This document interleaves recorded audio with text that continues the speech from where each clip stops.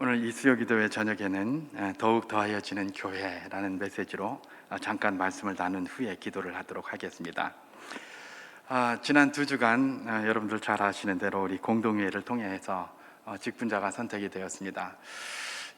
당회에서 기도하고 또 그렇게 고지하고 또 우리가 함께 기도한 대로 잘 그렇게 선택이 되어서 너무나 감사한 일입니다. 이를 위하여 기도해 주신 성도 여러분께 감사를 드리고 또 선택되신 모든 분들께 축하를 드립니다. 당연한 말씀입니다만은 선택되신 모든 분들 저희들의 축하를 받을 뿐만 아니라 먼저 하나님의 은혜에 이분들은 감사를 하셔야 될 것입니다. 왜 그렇습니까? 하나님께서 이분들에게 직분을 주신 것이죠, 그죠? 직분을 주셨는데 어떻게 여기서 직분을 주셨다? 디모데전서 1장 12절에 의하면 충성되이 여기셔서 직분을 주셨다, 그렇게 기록하고 있습니다. 여러분, 사람한테 이렇게 칭찬을 받고 축하를 받는 것도 기쁜 일 아닙니까? 그죠? 사람의 인정을 받는 것도 굉장히 중요한 일입니다. 그런데 하나님께서 충성되이 여기셨다라는 것은 그야말로 영광 중에 영광이 아니겠습니까? 그래서 그런 자리에 나를 올려주셨다라는 것에 감사를 드려야 하는 것, 그것이 이번에 선택받으신 분들이 특별히 가져야 할 그런 마음이 아닌가 싶습니다. 또한 감사와 더불어 선택받으신 분들은 또한 결단도 있어야 할 것입니다. 결단, 어떤 결단이 있어야 되겠습니까? 직분을 그냥 명예로 주신 것 아니죠, 그죠? 직분을 그저 그냥 주신 것은 아닐 것입니다. 분명히 하나님께서 충성되이 여기셔서 직분을 우리에게 주시고 이 일을 맡기셨습니다. 그래서 그 맡기신 그 일을 우리의 사명이라고 생각을 하고 하나님이 우리를 생각하는 대로 충성되이 그 사명을 감당해 나가는 것 말입니다. 교회를 섬기고 하나님의 나라를 섬기고 성도를 섬기는 일에 앞장서서 나아가는 이런 일들 말입니다. 이것이 바로 직분을 받으신 분들, 이번에 피택이 되신 분들의 그런 결단이 되어야 되지 않을까, 그렇게 한번 생각을 해봅니다. 뿐만 아니라 선택을 받으신 분들뿐만 아니라 또 선택한 우리 모든 성도님들에게도 또 이렇게 생각해야 될 부분이 있습니다. 그것이 뭐냐면 하나님께 먼저 감사를 드려야 돼요. 우리 모두도. 왜 그렇습니까? 이런 좋은 하나님께서 충성되이 여기시는 분들을 우리의 리더로 세워주셨기 때문에 그렇습니다. 여러분, 리더를 잘 만난다는 것은 굉장히 중요한 일입니다. 그까짓 거 사람 한 명 있으나 없으나 아무나 가서 앉아있으면 되지, 과연 그렇습니까? 그 자리가 비어있다고 아무나 가서 앉아있으면 됩니까? 아닙니다. 리더를 누구를 만나느냐에 따라서 팔로워들이 굉장히 힘이 들어지고 또 굉장히 또 평안하기도 하고 이런 게 있어요. 물론 사람 하나가 모든 것들을 다 할 수는 없지만은 그 자리가 어떤 자리냐에 따라서 그 자리에 있는 사람에 의해서 그 밑에 따르는 사람들이 굉장히 기쁨 가운데 있기도 하고 때로는 슬픔이나 괴로움 속에 살기도 한다는 것, 이건 우리의 경험이 너무나 많이 보여주지 않습니까? 우리 이 세상에서의 경험도 그러잖아요. 그래서 무슨 자치단체장을 뽑거나 대통령을 뽑거나 할 때 얼마나 심혈을 많이 기울입니까? 왜요? 그거 아무나 가서 앉아 있으면 안 되잖아요, 그죠?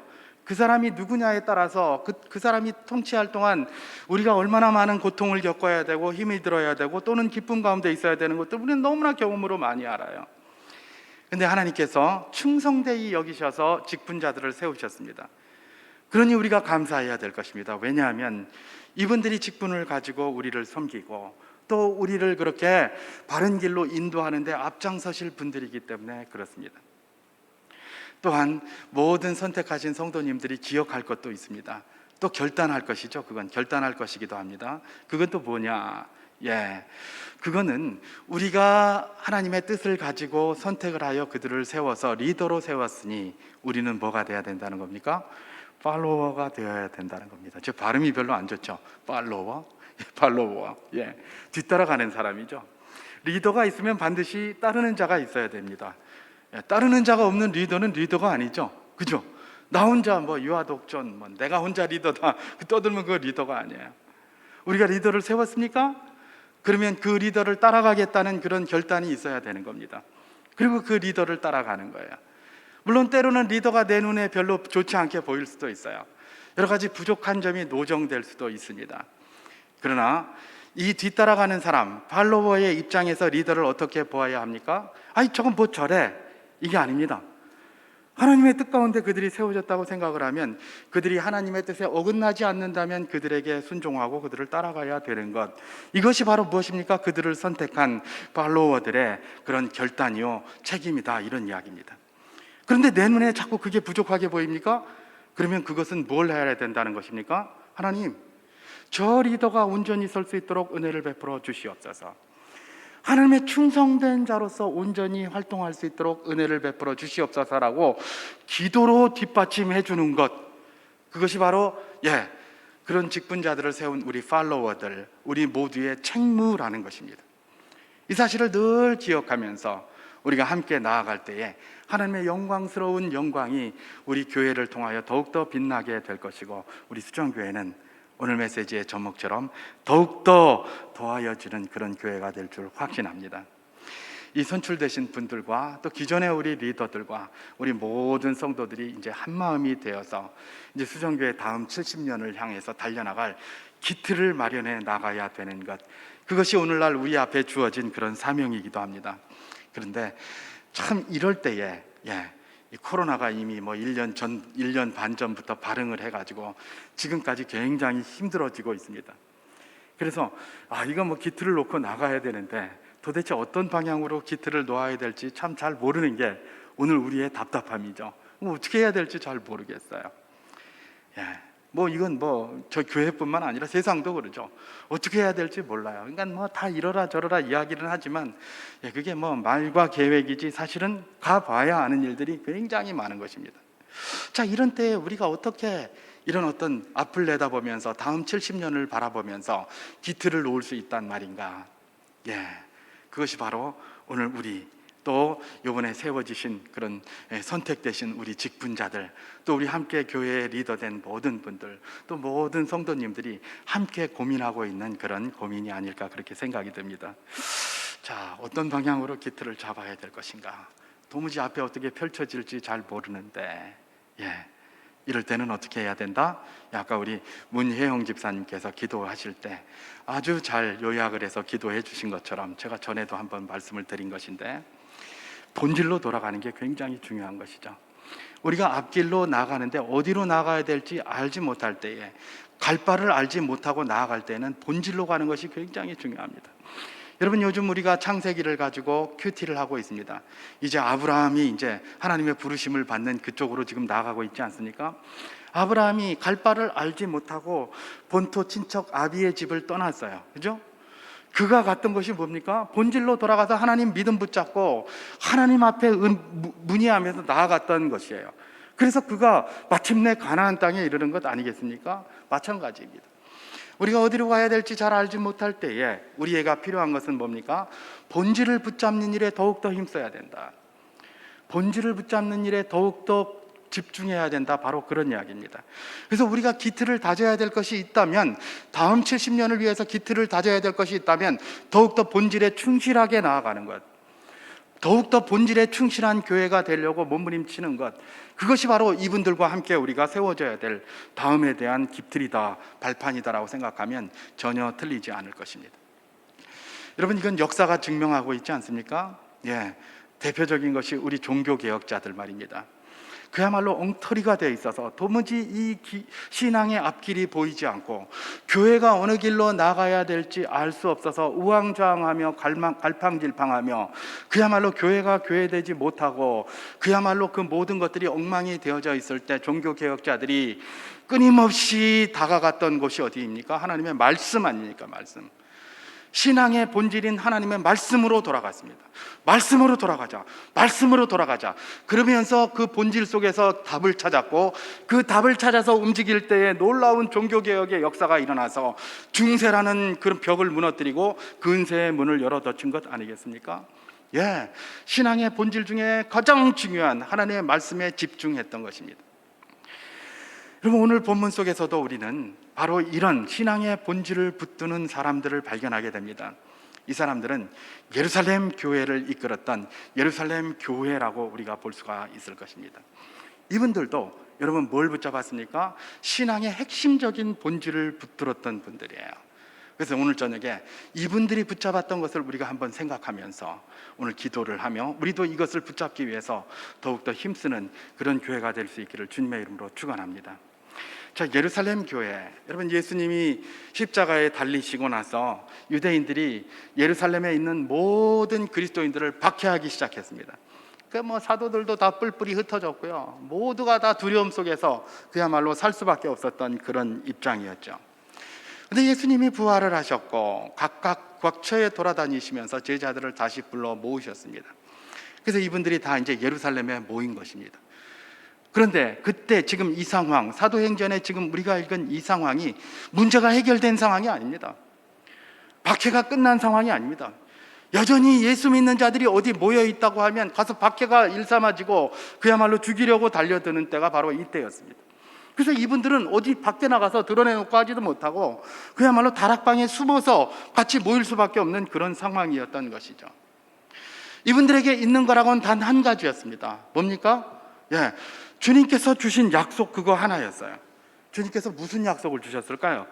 우리가 사도행전 1장 4절에서 5절에 잘 보는 것처럼 우리 주님께서는 부활 승천을 하시면서 이런 약속 하나 주시고 가셨어요.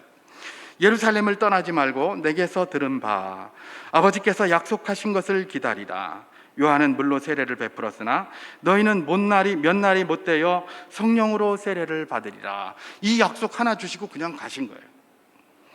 그런데 말입니다, 이 교회의, 이 예루살렘 교회의 이 성도들, 그 박해 가운데서 그야말로 다 없어질 것만 같았는데 어찌된 일인지 그 박해 속에서 없어질 것만 같은 이 교회가 없어지는 것이 아니라, 우리가 읽지는 않았지만 사도행전 2장 47절에 보면 이런 말씀이 있습니다. 하나님을 찬미하며 또 온 백성에게 칭송을 받으니 주께서 구원받는 사람을 날마다 더하게 하시니라. 이렇게 하고 있어요.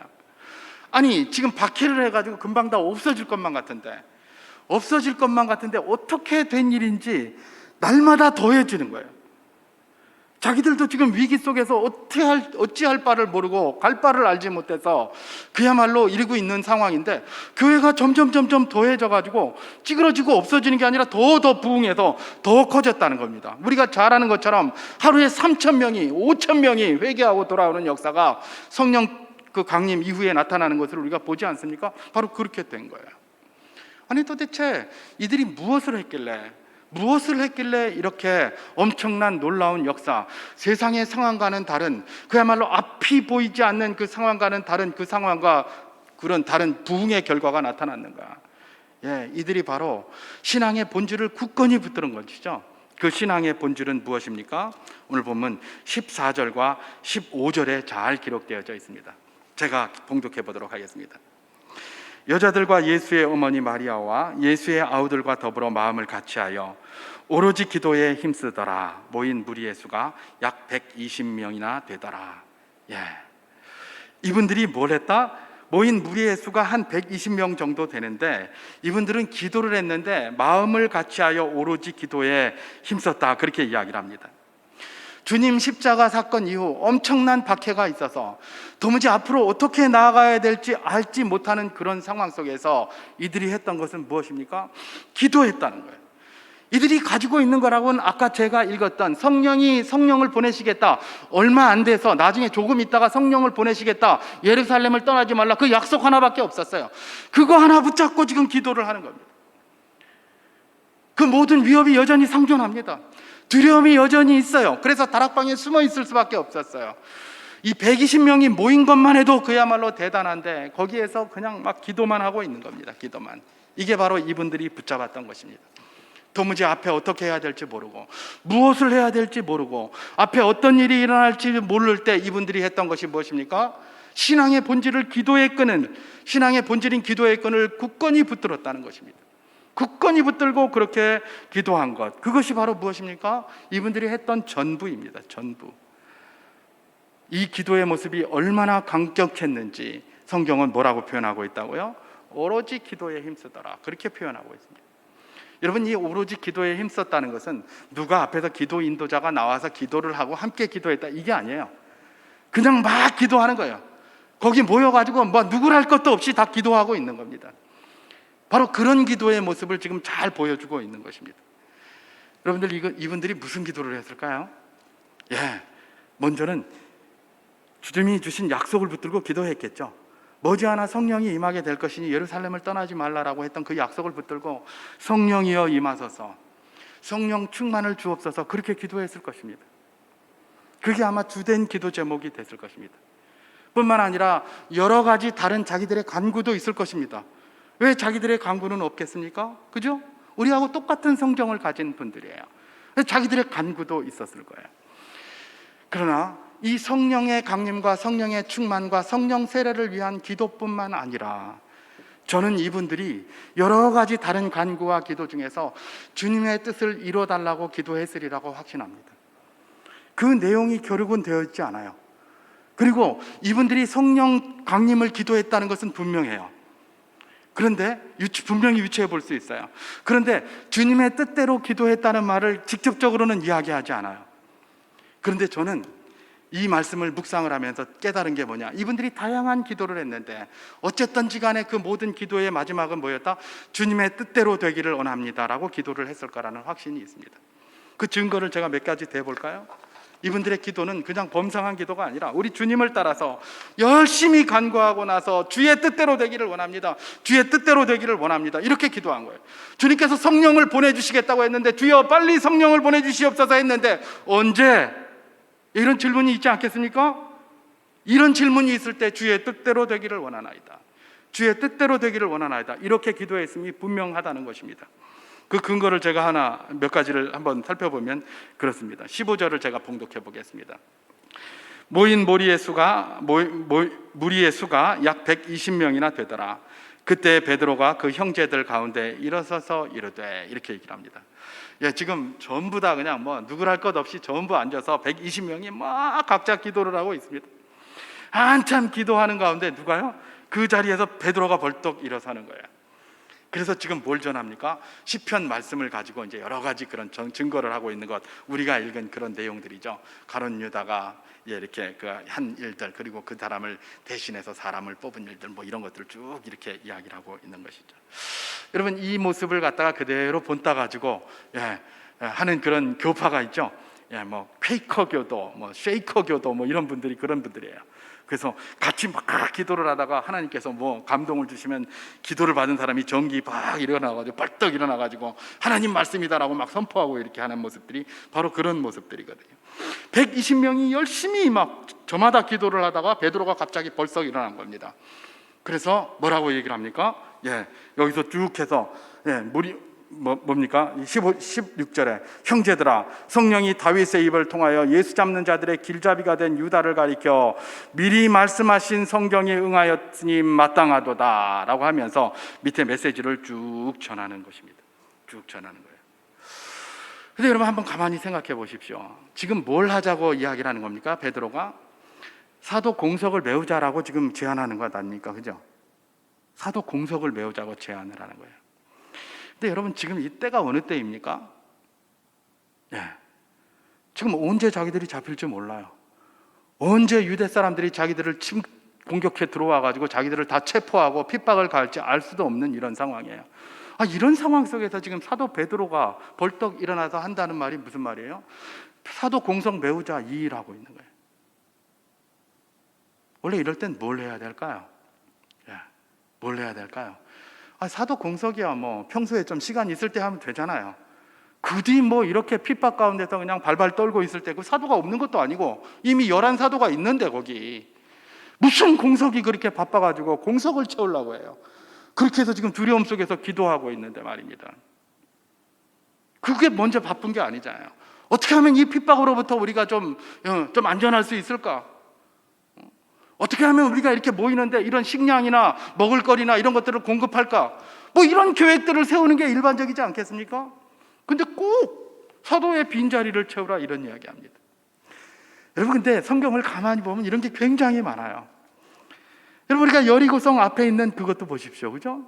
이스라엘 백성들이 이 요단강을 건너가지고 여리고성 앞에 딱 거기 있을 때에 하나님께서 뭐라고 얘기를 하십니까? 여호수아에게 할례를 행하라, 그렇게 얘기를 하는 거예요. 아니, 전쟁을 앞두고 그 여리고 성전 부수고 들어가가지고 그 다음에 하면 얼마나 좋아요. 근데 턱 앞에서 말입니다. 그거 너 어떻게 될지도 알지도 못하는데 그 도가니든 쥐 같은 그 앞에서 뭘 하라고 한다? 할례하라고 그런단 말이죠. 할례를 하라고 그런다. 정치 이해가 안 가죠. 전쟁을 앞두고 있는데 할례를 하라니 이게 무슨 말이야? 이해가 안 돼요. 그런데도 그들이 순종을 해요. 왜 순종을 했을까요? 하나님의 뜻이라고 믿었기 때문에 순종한 거예요. 여러분, 지금 베드로가 이런 이야기를 해요. 이게 상식에 좀 맞지 않아요. 평상시 같으면 뭐 문제가 없지. 근데 사도가 지금 11명이나 있는데 이 바쁜 시기에 무슨 공석을 채우고 있어? 이거 비상식적이에요. 그럼에도 불구하고 베드로가 이렇게 일어나서 이야기할 때에 그것에 대해서 이유를 제기하는 사람이 하나도 없어요. 왜 그랬을까요? 이 사람들이 하나님의 뜻대로 되기를 원합니다라고 기도했기 때문에 그래요. 그것이 하나님의 뜻임을 보였기 때문에, 그러니까 이분들은 더 이상 말하지 않는 거예요. 게다가 또 하나가 있습니다. 여러분, 베드로가 누굽니까? 오늘 보면 우리가 13절을 보면, 여기 보면 베드로를 위시해서 사도들의 이름이 쭉 기록되어져 있습니다. 베드로를 제외하고 10명의 사도들의 이름이 기록되어져 있는 거죠. 모든 사도가 거기 모였으니까요. 가룟 유다만 제외하고. 근데 이 사도들이 어떤 사람이었죠? 얼마 전만 해도 서로 누가 크냐라고 싸우던 사람들이에요. 그러잖아요. 누가 크냐. 그 중에 세베대의 아들 야고보와 요한은 우레의 아들이라고 성격도 굉장히 급한 자들이었어요. 그래서 보아노게라는 그런 별명까지 있었잖아요. 그러니까 자기가 뭐 뒤처진다라고 생각하면 가만히 있질 못하는 겁니다. 성격 막 해서 막 들고 일어나가지고 화를 내고 이러는 게 뭐예요? 야고보와 요한이에요. 야고보와 요한. 그리고 야고보와 요한, 여기는 야고보와 요한의 어머니도 대단한 양반이잖아요. 그죠? 그래가지고 아들들 데리고 와서 예수님 앞에 와가지고 주의 나라의 영광 가운데 임할 때 내 아들들을 당신의 좌편에 우편에 앉아주십시오, 이렇게 이야기하기도 하고, 또 마가가 본 것은 뭡니까? 친히 야고보와 요한이 와서 주님께 우리 둘이 좌측 우측에 한 편씩 잘라, 이렇게 얘기를 해요. 아니, 마태복음의 기록은 어머니라고 하는데 마가복음의 기록은 자기들이 직접 와서 이야기했다는 게 이거 틀린 거 아닌가? 아니죠. 같이 가서 엄마도 그렇게 얘기하고 자기들도 그렇게 얘기한 거예요. 그걸 마가는 그 아들들만 기록한 거고 마태는 어머니만 기록한 거죠. 그러니까 서로 가서 자기들 자리 달라고, 높은 자리 달라고 했던 사람들이 누구예요? 야고보와 요한이에요. 근데 특별히 이 요한 말입니다. 요한이 누굽니까? 요한은 굉장히 힘이 있는 집안이었어요. 그래서 대제사장과 굉장히 가까웠고, 그래서 예수님이 관저에 붙잡혀가서 고통당하고 계실 때에 요한은 그 관저 안에까지 들어갔잖아요. 그 백으로 베드로도 옆에 관저에 들어와가지고 불 쬐면서 이렇게 들여다볼 수가 있었던 거예요.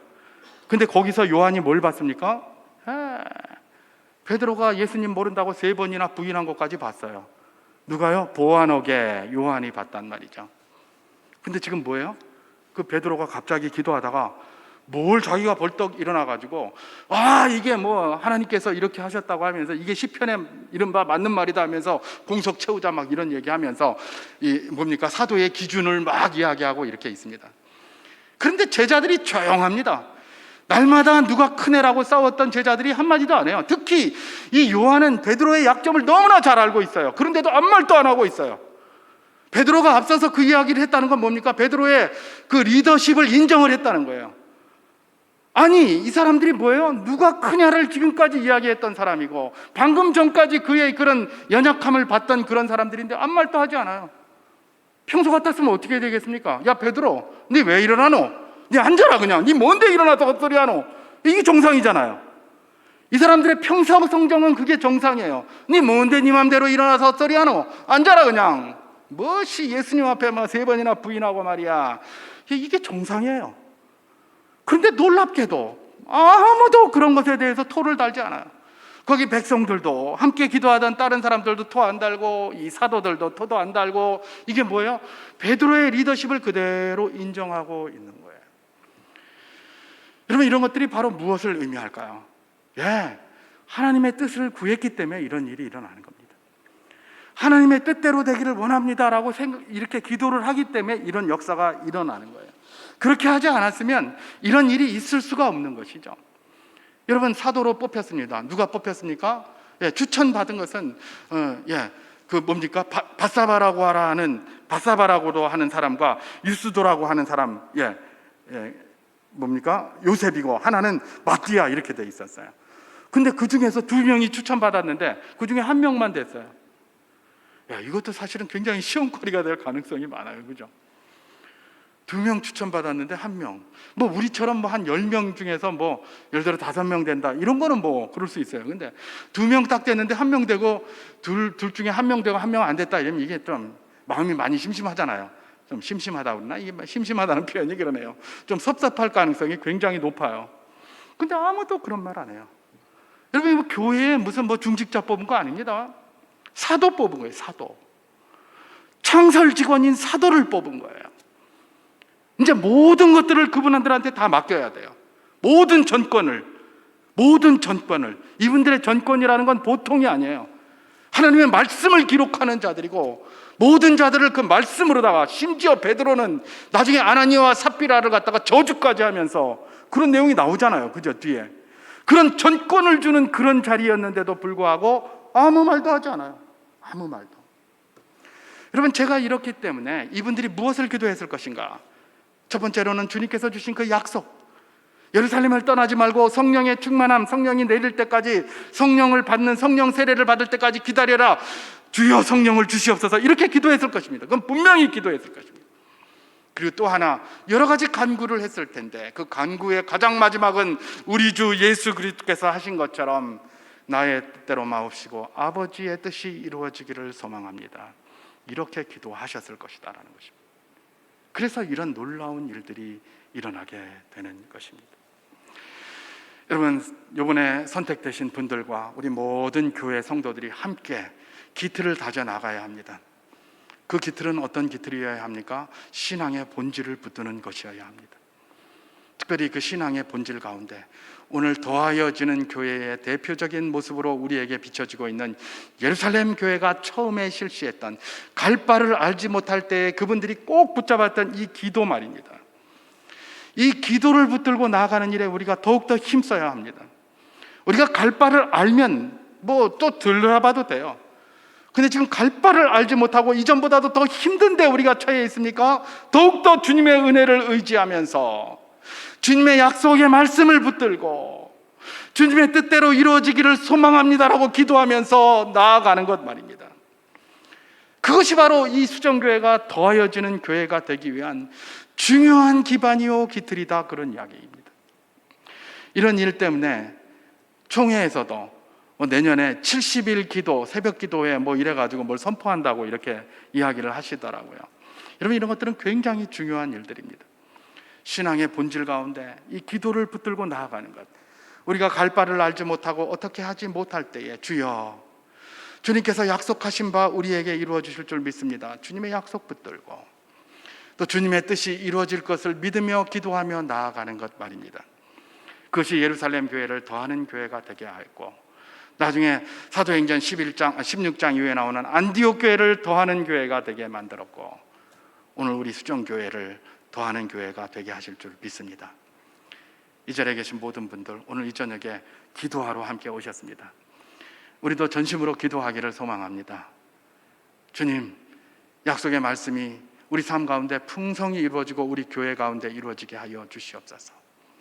무엇보다도 내 뜻대로 마시옵고 아버지의 뜻이 편만하게 이루어지는 놀라운 역사가 우리 교회를 통하여 또 나를 통하여 일어나게 하여 주시옵소서. 이렇게 기도하면서 나아가야 할 것입니다. 그럴 때 하나님의 놀라우신 역사가 우리 수정교회 다음 70년의 귀한 기반으로 세워지게 될 것입니다.